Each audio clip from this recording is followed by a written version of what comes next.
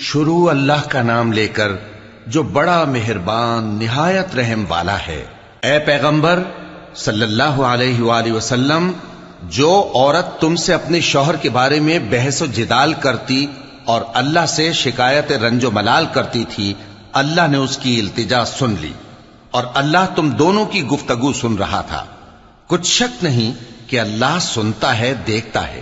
جو لوگ تم میں سے اپنی عورتوں کو ماں کہہ دیتے ہیں وہ ان کی مائیں نہیں ہو جاتی، ان کی مائیں تو وہی ہیں جن کے بطن سے وہ پیدا ہوئے۔ بے شک وہ نامعقول اور جھوٹی بات کہتی ہیں، اور اللہ بڑا معاف کرنے والا ہے، بخشنے والا ہے۔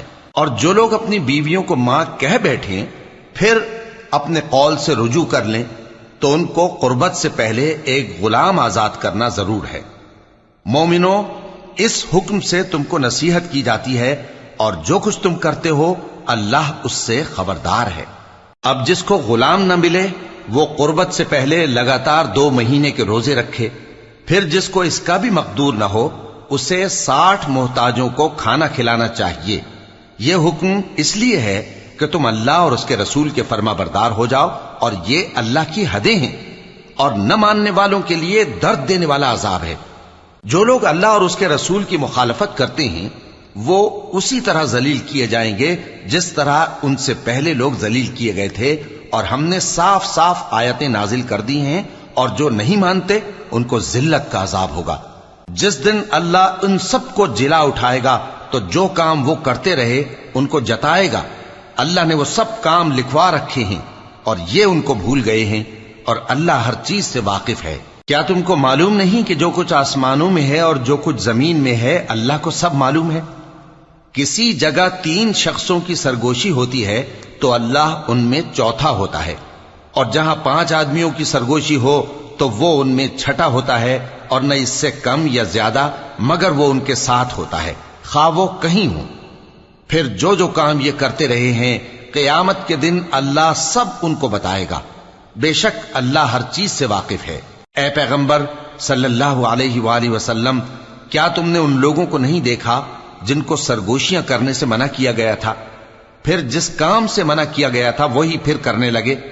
اور یہ تو گناہ اور ظلم اور پیغمبر صلی اللہ علیہ وآلہ وسلم کی نافرمانی کی سرگوشیاں کرتے ہیں، اور جب تمہارے پاس آتے ہیں تو اللہ تعالیٰ کے بتائے ہوئے الفاظ کے بجائے دوسرے الفاظ میں تمہیں دعا دیتے ہیں، اور اپنے دل میں کہتے ہیں کہ اگر یہ واقعی پیغمبر ہیں تو جو کچھ ہم کہتے ہیں اللہ ہمیں اس کی سزا کیوں نہیں دیتا؟ اے پیغمبر صلی اللہ علیہ وآلہ وسلم، ان کو دوزخ ہی کی سزا کافی ہے، یہ اسی میں داخل ہوں گے اور وہ بری جگہ ہے۔ مومنو، جب تم آپس میں سرگوشیاں کرنے لگو تو گناہ اور زیادتی اور پیغمبر کی نافرمانی کی باتیں نہ کرنا، بلکہ نیکوکاری اور پرہیزگاری کی باتیں کرنا، اور اللہ سے جس کے سامنے جمع کیے جاؤ گے ڈرتے رہنا۔ منافقوں کی سرگوشیاں تو شیطان کے اکسانے سے ہیں جو اس لیے کی جاتی ہیں کہ مومن ان سے رنجیدہ ہوں، مگر اللہ کے حکم کے سوا ان سے انہیں کچھ نقصان نہیں پہنچ سکتا۔ تو مومنوں کو چاہیے کہ اللہ ہی پر بھروسہ رکھیں۔ مومنوں، جب تم سے کہا جائے کہ مجلس میں کھل کر بیٹھو تو کھل کر بیٹھا کرو، اللہ تم کو کشادگی بخشے گا، اور جب کہا جائے کہ اٹھ کھڑے ہو تو اٹھ کھڑے ہوا کرو۔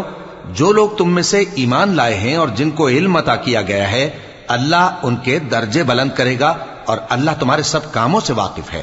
مومنوں، جب تم پیغمبر کے کان میں کوئی بات کہو تو بات کہنے سے پہلے مساکین کو کچھ خیرات کر دیا کرو، یہ تمہارے لیے بہت بہتر اور پاکیزگی کی بات ہے، اور اگر خیرات تم کو میسر نہ آئے تو اللہ بخشنے والا مہربان ہے۔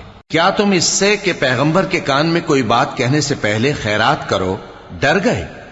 پھر جب تم نے ایسا نہ کیا اور اللہ نے تمہیں معاف کر دیا تو نماز قائم کرتے رہو اور زکوٰۃ دیتے رہو، اور اللہ اور اس کے رسول صلی اللہ علیہ وآلہ وسلم کی فرما برداری کرتے رہو، اور جو کچھ تم کرتے ہو اللہ اس سے خبردار ہے۔